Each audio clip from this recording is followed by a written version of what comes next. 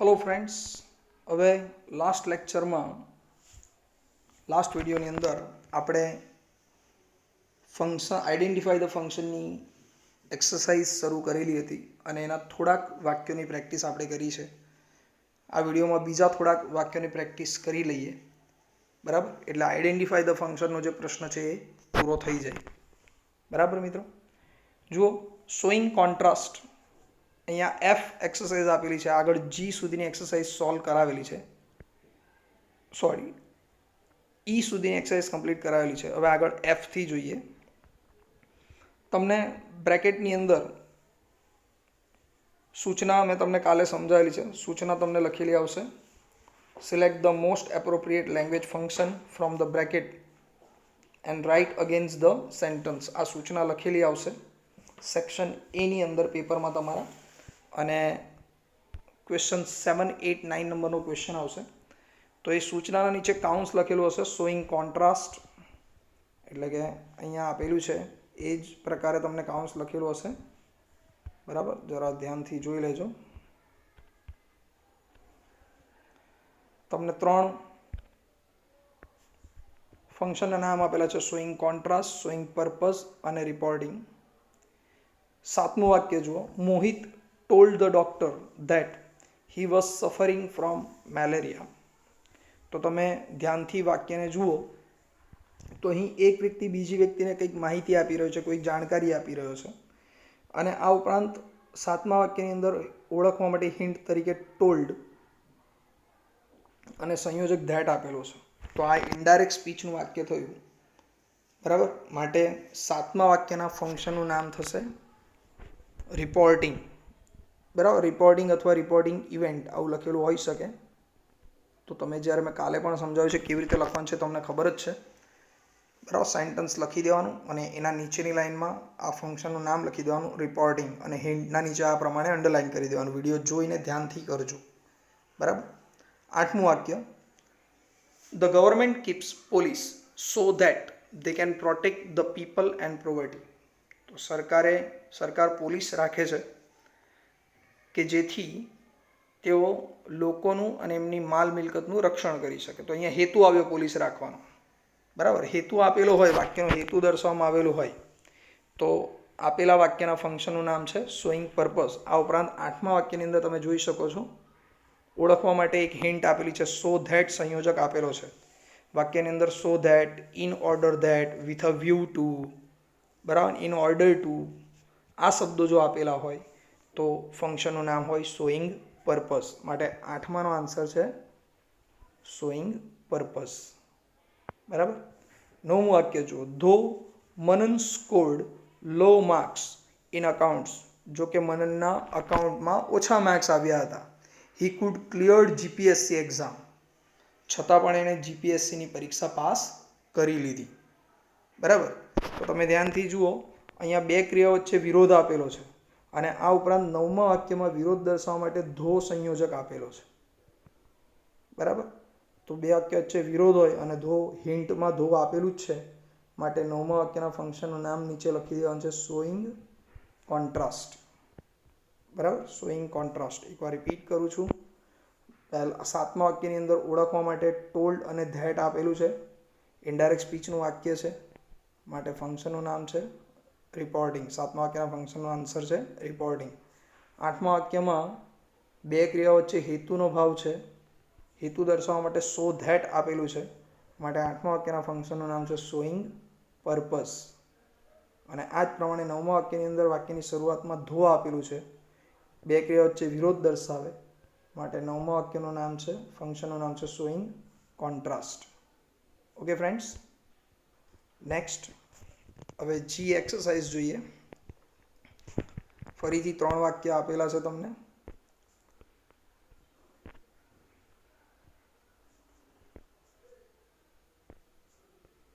પહેલું છે expressing condition in past, બીજું છે ફંક્શન એક્સપ્રેસિંગ ચોઇસ, અને ત્રીજું ફંક્શન છે એક્સપ્રેસિંગ હેબિચ્યુઅલ પાસ્ટ, બરાબર.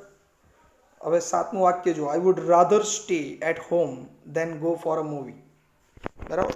7મું વાક્ય છે કે હું ઘરે રહેવા કરતાં, હું મૂવી જોવાનું પસંદ કરવા કરતાં ઘરે રહેવાનું વધારે પસંદ કરીશ. તો અહીંયા પસંદગીનો ભાવ આપેલો છે. અને આ ઉપરાંત 7મા વાક્યમાં ઓળખવા માટે હિન્ટ આપેલી છે વુડ રાધર અને ધેન આપેલું છે. વાક્યમાં વુડ રાધર ધેન આવે તો આપેલા વાક્યના ફંક્શનનું નામ થાય એક્સપ્રેસિંગ ચોઇસ.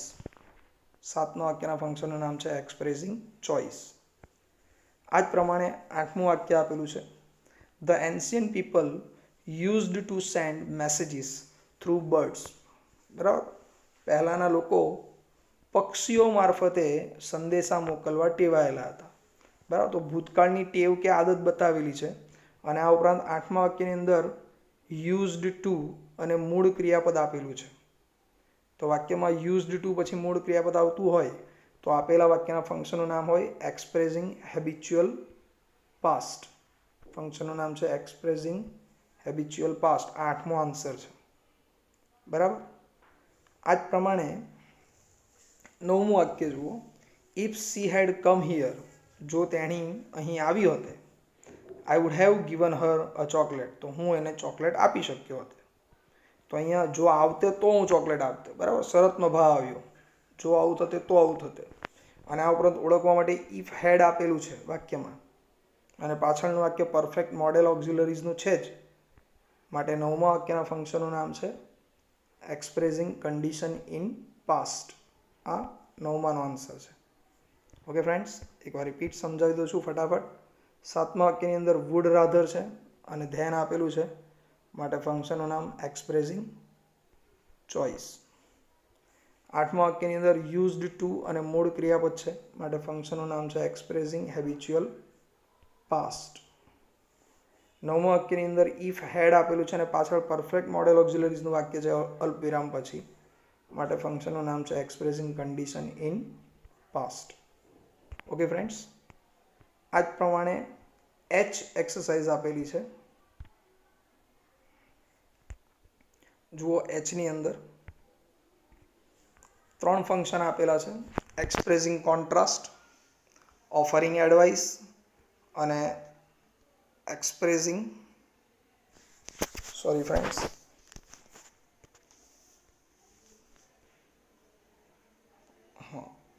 સેન્ટેન્સ કટ થાય છે.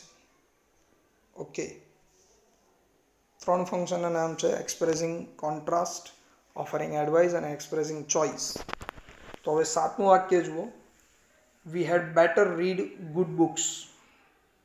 તો વાક્યમાં એક સલાહ આપેલી છે કે આપણે સારા પુસ્તકો વાંચવા જોઈએ. સલાહ કે સૂચન કરેલું હોય અને વાક્યમાં શુડ, ઓટ ટુ અથવા હેડ બેટર આવતું હોય, શુડ, ઓટ ટુ કે હેડ બેટર ને ત્યાર પછી મૂળ ક્રિયાપદ આવતું હોય તો આપેલા વાક્યના ફંક્શનનું નામ છે ઓફરિંગ એડવાઇસ. બરાબર, 7મા વાક્યના ફંક્શનનું નામ છે ઓફરિંગ એડવાઇસ. અંદર હેડ બેટર આપેલું છે. 8મું વાક્ય જુઓ. However easy the sum is, એટલે કે દાખલો સહેલો હોવા છતાં પણ હી કેનોટ સોલ્વ ઇટ, તે એને હલ કરી શક્યો નહીં. બરાબર, તે દાખલો હલ કરી શક્યો નહીં. તો સહેલો હતો છતાં હલ નહીં થયો માટે 2 વાક્યો વચ્ચે વિરોધનો ભાવ દર્શાવેલો છે. અને આ ઉપરાંત ઓળખવા માટે હાવેવર સંયોજક આપેલો છે વાક્યની શરૂઆતમાં અને ત્યાર પછી વિશેષણ છે. કમ્પલસરી આવી રચના હોય કે વાક્યની શરૂઆતમાં હાવેવર હોય ને ત્યાર પછી વિશેષણ આવતું હોય. 2 ક્રિયા વચ્ચે વિરોધ છે જ. તો માટે આપેલા ફંક્શનનું નામ છે એક્સપ્રેસિંગ કોન્ટ્રાસ્ટ કે શોઈંગ કોન્ટ્રાસ્ટ. બરાબર, વિરોધ દર્શાવવા માટે. આ જ પ્રમાણે 9મું વાક્ય છે friends. You would rather drink boiled water than cold water. તો તમારે ઠંડા પાણી કરતાં ઉકાળેલું પાણી પીવું જોઈએ. તો અહીંયા વુડ રાધર, 9મા વાક્યની અંદર વુડ રાધર અને ધેન આપેલું છે તો પસંદગીનો ભાવ આવ્યો. બરાબર, પસંદગીનો ભાવ દર્શાવવા માટે શું આવે? Expressing choice. વાક્યમાં વુડ રાધર ધેન આવે તો ફંક્શનનું નામ લખી દેવાનું છે એક્સપ્રેસિંગ ચોઇસ. બરાબર છે મિત્રો? તો આ થઈ ગયું એચ એક્સરસાઇઝ. આ જ પ્રમાણે આઈ એક્સરસાઇઝ આપેલી છે. તમને ફંક્શનના નામ આપેલા છે 3: એક્સપ્રેસિંગ પર્પઝ, રિપોર્ટિંગ ઇવેન્ટ અને શોઈંગ કોન્ટ્રાસ્ટ. એક્સપ્રેસિંગ પર્પઝ એટલે હેતુ દર્શાવે. રિપોર્ટિંગ ઇવેન્ટ એટલે ઇનડાયરેક્ટ સ્પીચનું વાક્ય હોય, માહિતી કે અહેવાલ જણાવે. શોઈંગ કોન્ટ્રાસ્ટ ખબર જ છે, વિરોધ દર્શાવે છે. બરાબર. તો 7મું વાક્ય જુઓ. ફાઇનાન્સ મિનિસ્ટર સેડ ધેટ એટલે કે આપણા નાણામંત્રીએ કહ્યું છે કે he would introduce a new easy scheme for income tax, કે તેઓ ઇન્કમ ટેક્સ માટે એકદમ સરળ નવી સ્કીમ લાવશે, નવી યોજના લાવશે. તો અહીંયા જાણ કરે છે ફાઇનાન્સ મિનિસ્ટર, માહિતી આપે છે. બરાબર. કોઈ ક્રિયાની જાણ કરવી હોય કે માહિતી આપવી હોય, અને ઇનડાયરેક્ટ સ્પીચનું વાક્ય છે સેડ ધેટ આપેલું છે. બરાબર. માહિતી આપે છે કે જાણ કરે છે. માટે 7મા વાક્યના ફંક્શનનું નામ લખવાનું છે રિપોર્ટિંગ ઇવેન્ટ. બરાબર છે મિત્રો. દરેક વાક્ય લખ્યા પછી તરત જ નીચેનો આન્સર લખવાનો છે, ત્યાર પછી આગળનું વાક્ય લખવાનું. હવે 8મું વાક્ય છે તમારું. We eat in order that we may live એટલે આપણે જીવવાના હેતુથી આપણે ખાઈએ છીએ, આપણે જીવવા માટે ખાઈએ છીએ. હેતુ આવ્યો. બે ક્રિયા વચ્ચે હેતુ આપેલો હોય અને વાક્યમાં હિન્ટ ઓળખવા માટે આપેલી છે ઇન ઓર્ડર ધેટ. મેં હમણાં જ સમજાવ્યું છે કે વાક્યમાં so that, in order that, in order to કે વિથ અ વ્યૂ ટુ આવતું હોય તો એ બે ક્રિયા વચ્ચે હેતુ દર્શાવવા માટે આ સંયોજકોનો ઉપયોગ થાય. તો ત્યારે ફંક્શનનું નામ લખી દેવાનું છે એક્સપ્રેસિંગ પર્પઝ અથવા શોઈંગ પર્પઝ. તો 8મા વાક્યનો આન્સર છે એક્સપ્રેસિંગ પર્પઝ અથવા શોઈંગ પર્પઝ. આ જ પ્રમાણે 9મું છે. ધો હી રીચ્ડ એરપોર્ટ બાય કાર, જો કે તે કાર દ્વારા એરપોર્ટ પહોંચ્યો હતો. હી મિસ હિઝ ફ્લાઇટ્સ, છતાં પણ એ ફ્લાઇટ ચૂકી ગયો. બરાબર. તો કાર દ્વારા ઝડપથી પહોંચ્યો, બરાબર, છતાં પણ એ ફ્લાઇટ પકડી શક્યો નહીં. બે ક્રિયા વચ્ચે અહીંયા વિરોધ આવ્યો અને આ ઉપરાંત વિરોધ દર્શાવવા માટે સંયોજક આપેલો છે ધો. બરાબર. તો બે ક્રિયા વચ્ચે જ્યાં વિરોધ દર્શાવેલો હોય તો ત્યારે આપેલા ફંક્શનનું નામ લખી દેવાનું છે શોઈંગ કોન્ટ્રાસ્ટ. બરાબર. તો 9મા વાક્યનું ફંક્શનનું નામ છે શોઈંગ કોન્ટ્રાસ્ટ. આ જ પ્રમાણે તો આ આઈના 3 આન્સર થયા. ફરીથી સમજાવું છું. 7મા વાક્યની અંદર સેડ ધેટ આપેલું છે, માહિતી આપે છે, માટે ફંક્શનનું નામ છે રિપોર્ટિંગ ઇવેન્ટ.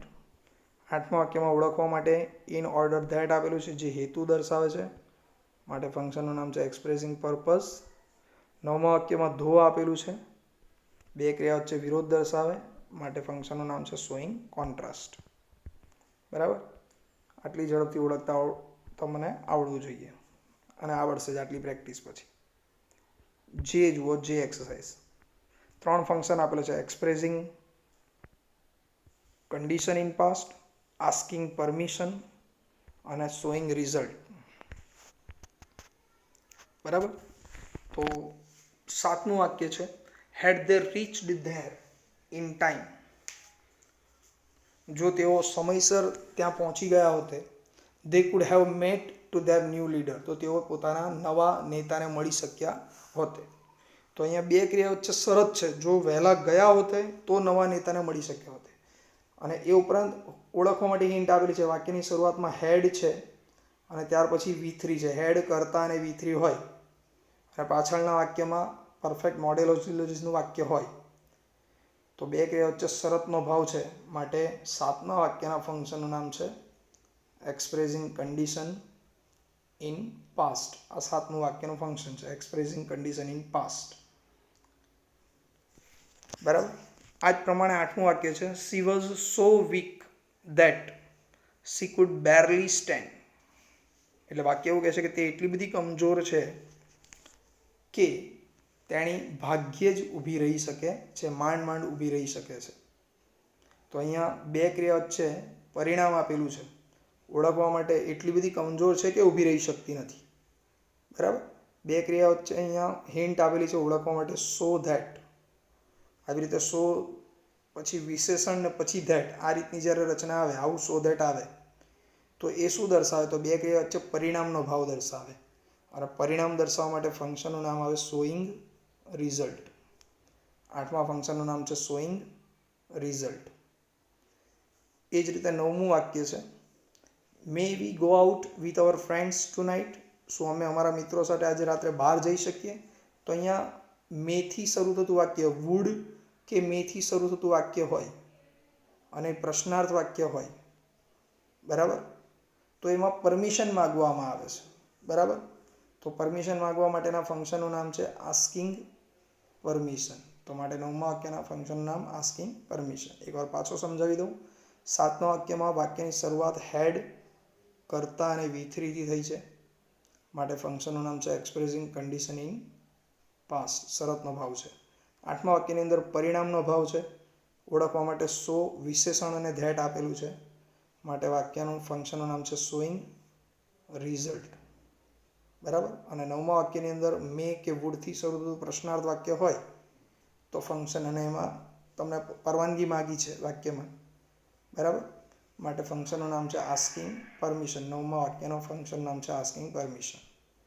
આ રીતે કે એક્સરસાઇઝ આપેલી છે. ફંક્શનનું નામ છે કમ્પેરિંગ અથવા કમ્પેરિંગ થિંગ લખેલું હશે, બરાબર. બીજું ફંક્શન છે હેબિચ્યુઅલ પાસ્ટ અને ત્રીજું ફંક્શન છે એક્સપ્રેસિંગ અલ્ટરનેટિવ. તો 7મું વાક્ય છે I will apply for the loan either in BOB or in SBI. હું લોન માટે BOB અથવા SBIમાં એપ્લાય કરીશ, બરાબર. તો તમને વાક્યમાં ઓળખવા માટે જુઓ વિકલ્પ આપેલા છે, બેમાંથી કોઈ એક વસ્તુની હું પસંદગી કરીશ, કાં તો BOB કાં તો SBI.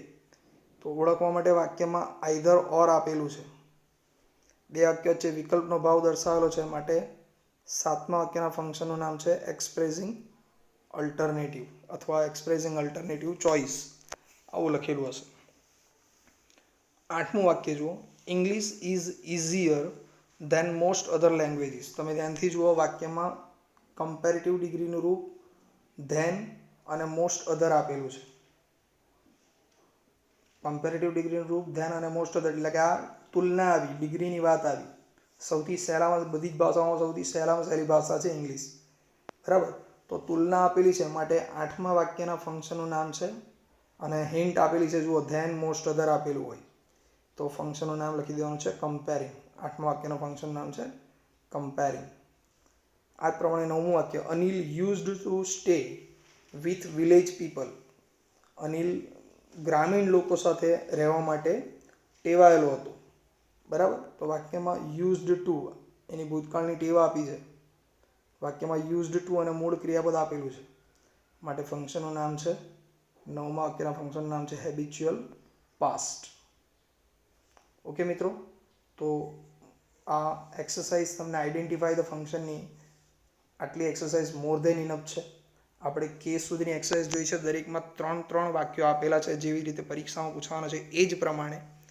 જ્યારે લખશો ત્યારે પહેલાં તો તમને જે પીક મોકલાવીશ આ એક્સરસાઇઝનો, એ તમારે નોટબુકમાં લખી દેવાનું, અને જવાબ લખતી વખતે વિડીયો ઓન કરવાનો, વિડીયોને સાંભળતા જાઓ, કારણ સમજતા જાઓ, અને દરેક વાક્યમાં આપેલી હિન્ટના નીચે અંડરલાઇન કરતા જાઓ, અને એના નીચે એક લાઇન, જ્યારે તમે લખશો ને ત્યારે દરેક વાક્ય નીચે એક લાઇન છોડવાની, તો એના જવાબ પણ નીચે લખતા જવાનું છે. આ ખાસ ધ્યાન રાખજો, બરાબર. તો મિત્રો, હોમવર્ક તમારે નોટબુકની અંદર કમ્પ્લીટ કરી દેવાનું છે. Okay friends, by.